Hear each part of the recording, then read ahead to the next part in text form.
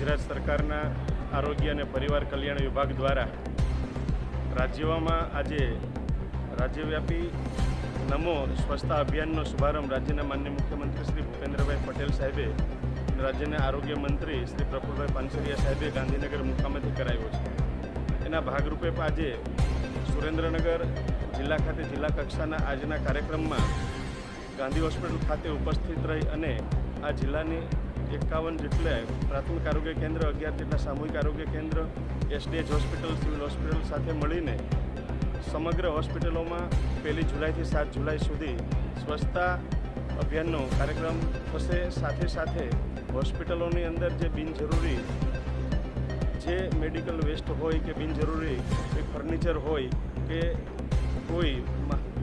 આપણે જે આયુષ્યમાનની જે બધી ગાડીઓ છે એનો ઉપયોગ ન હોય તો આનો પણ 7 દિવસની અંદર નિકાલ કરી અને એક સ્વચ્છ હોસ્પિટલ બને અને લોકોને હોસ્પિટલ પ્રત્યે વિશ્વાસ વધે અને આવનાર જે દર્દી છે એ હોસ્પિટલમાં